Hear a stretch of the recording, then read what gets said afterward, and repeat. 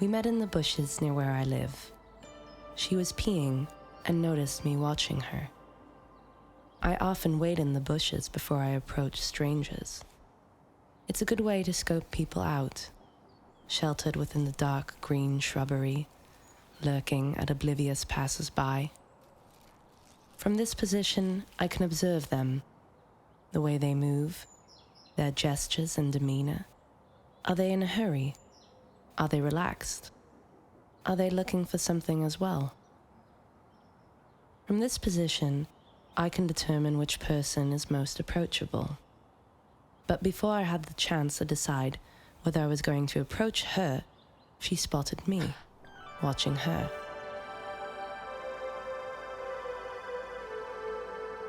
We made eye contact, and when we did, I emerged from the greenery and said hi, and slowly walked up to her.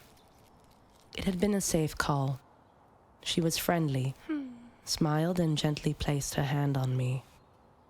I let her hold me for a while, but then she let me go and walked away, out of the patch of bushes and back to the group of people she was with. But as she walked away, she turned around and looked at me, pursing her lips, coaxing me by clicking her tongue against her front teeth. I followed her to her group. They were grilling meat, and I realized in that moment that it had been this scent, that sultry scent of smoking meat, that had led me to these particular bushes in the first place. She delicately picked up a sausage from a platter. Fixed between forefinger and thumb, she dangled it in front of my nose.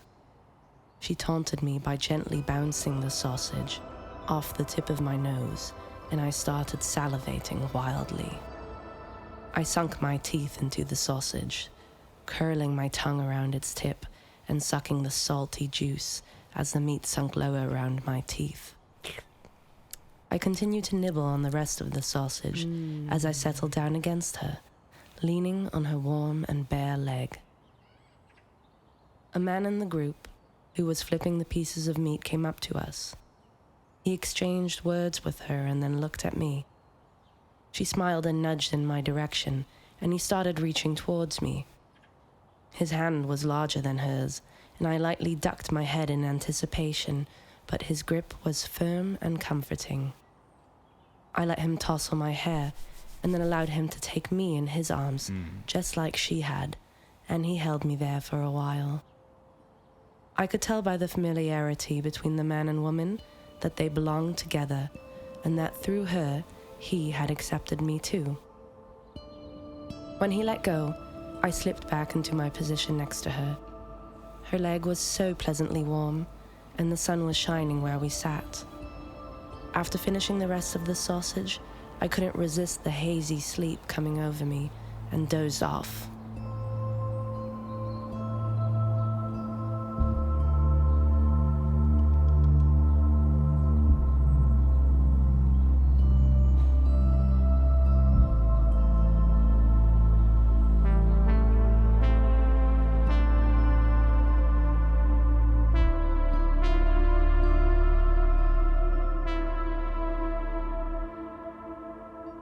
When I awoke, most of the group had gone, and my two new companions were packing up their belongings.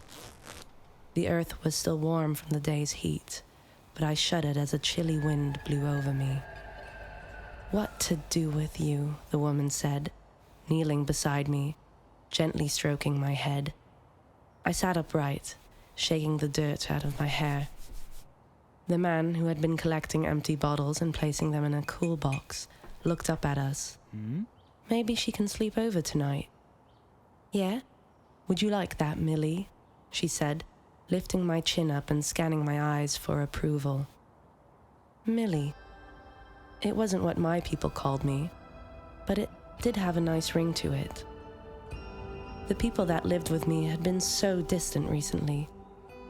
They come and go when they please. Sometimes they're around for days, and then other times, everyone is gone all at once. The house is empty, cold. I find myself sleeping in the big bed alone, night after night. I don't know how many nights it's been since we all snuggled up together. Releasing her hand from my head, she stood up, grabbing her bags and following him to the path. I sat there, motionless, still drowsy from sleep. My mind was racing. What to do?